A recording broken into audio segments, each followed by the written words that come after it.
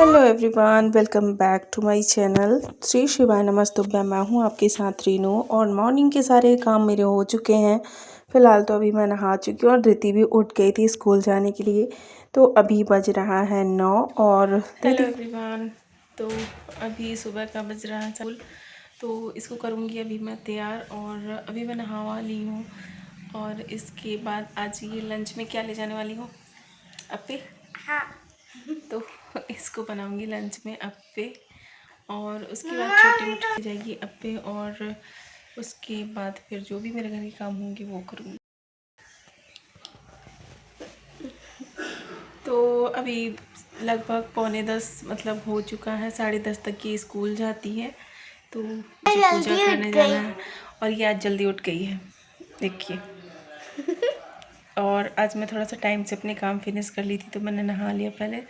और धृति भी उठ गई है और इसको अभी तैयार करना है ना। आपको पता है, मम्मा ने आपको बताया नहीं होगा, पता है अभी मैं घर आके पढ़ाई करती हूँ और फिर मैं थोड़ी देर शाम को मैं पार्क जाती हूँ। हाँ, तो मिलते आएंगे ब्लॉग में।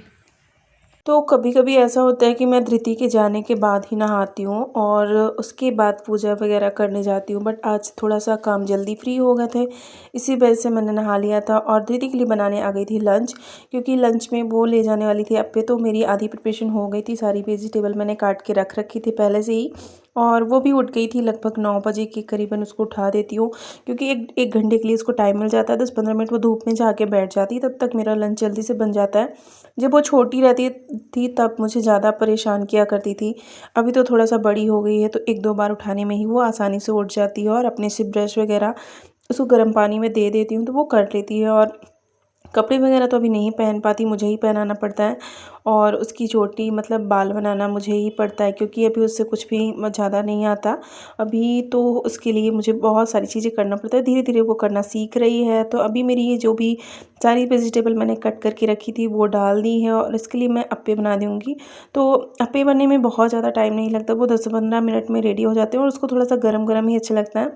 वो थोड़ा बहुत खा के जाती है और लेके भी जाती है। तो आज मैंने इसको ना नॉर्मल में खाना पसंद है, कभी मैं इसको रोस्ट करके दूँ घी वगैरह में, तो ये नहीं खाती।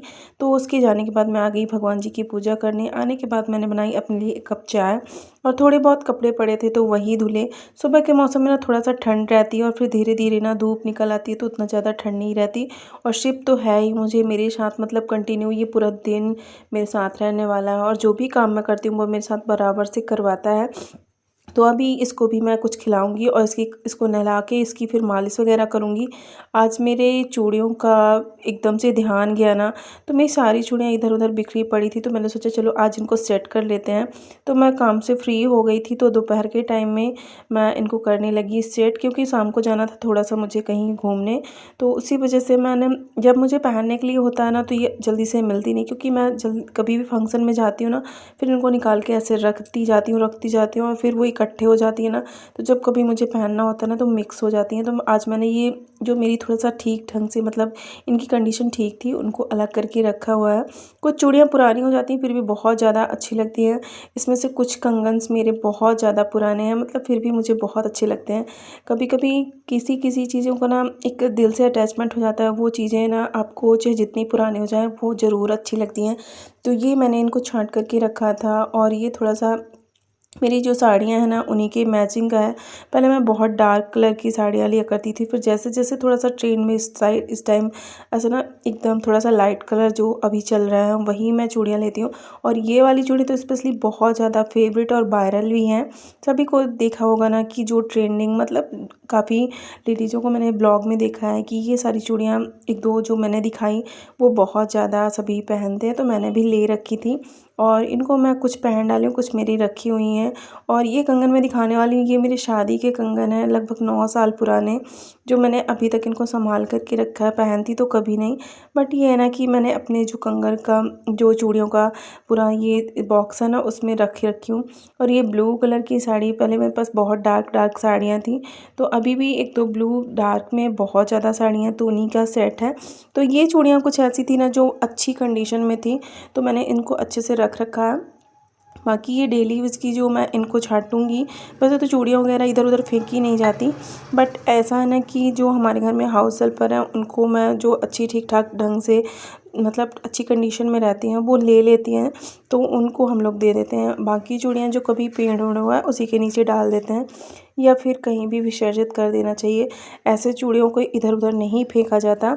तो मैं जो भी ठीक ठाक कंडीशन में उनको अलग रख रही थी, और जो मेरी हाउस हेल्पर है उनको देना था तो मैं उनको अलग करके रखूँगी, क्योंकि वो उनका नाप और मेरा नाप एक ही है सेम। तो अक्सर वो मेरी चूड़ियाँ, मेरी ब्लाउज़ मतलब जो साड़ियाँ मैं नहीं पहनती या फिर जो चीज़ें मेरे नहीं यूज़ की रहती वो मैं उनको देती रहती हूँ। तो ये कुछ चूड़ियाँ हैं जो मैं उनको दूँगी और कुछ मैं अपने पास ही रखूँगी। तो ऐसा करने से ना जब कभी टाइम लगता है तो मैं इनको सेट कर लेती हूँ, क्योंकि जल्दी जल्दी में जब कहीं जाना होता है ना, अगर मार्केट नहीं जा पाए उस टाइम शॉपिंग करने के लिए या फिर कहीं अर्जेंट तुरंत निकलना है ना, तो फिर उस टाइम चूड़ियाँ नहीं मिलती। तो इतनी सी चूड़ियाँ कुछ मैंने इनको कलेक्ट करके रखी हैं जो मेरे काम की हैं और अच्छी कंडीशन में हैं अभी। तो इनको मैंने अलग बॉक्स में रख रखा है। वैसे मेरे पास 2-3 बॉक्स थे, पर जब कभी भी मैं चूड़ियाँ पहन के बॉक्स रख के भूल जाती हूँ तो मेरे बच्चे उनको खेल डालते हैं। मतलब कोई उसको गाड़ी बना लेगा, कोई कुछ बना लेगा। तो शिव और धृति ऐसे ही करते हैं। मेरे 2 बॉक्स प्लास्टिक के बहुत अच्छी कंडीशन में थे, तो शिव ने उसको गाड़ी बना के खेल डाला। मतलब मुझे अभी फिर से चूड़ियों के लिए बैंगल्स बॉक्स जो अच्छे आते हैं उनको ऑर्डर करना है, उसके लिए मैं मंगाऊंगी।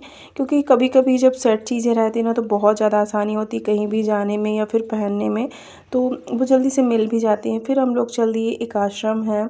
अभी तो वैसे तो हम जाते हैं धारकुंडी आश्रम, जो हमारे स्वामी जी हैं वो अब नहीं रहे, बट ये एक आश्रम है। तो हम लोग कहीं गए थे घूमने, जो कि मैं आप लोगों को नहीं बता सकती। तो वहाँ से लौट रहे थे तो वहीं से मैंने ये एक कंगालदास आश्रम पड़ता है, यहाँ पे समाधि है स्वामी जी की, तो वहीं पे एक बाबा थे संत, उन्हीं की, तो वहाँ पे घूमे और बच्चों को भी थोड़ा सा घुमा दिया। ऐसा होता ना कभी बाहर हमारा जाना होता नहीं। वैसे तो मुझे बहुत ज़्यादा शोर सपाटे वाली चीज़ें पसंद नहीं हैं, बट मैं जब कभी भी घूमने जाती हूँ तो बच्चों को लेके मंदिर या फिर कुछ बच्चों से रिलेटेड जो भी झूले या पार्क या फिर मेले वगैरह होता है तभी जाती हूँ।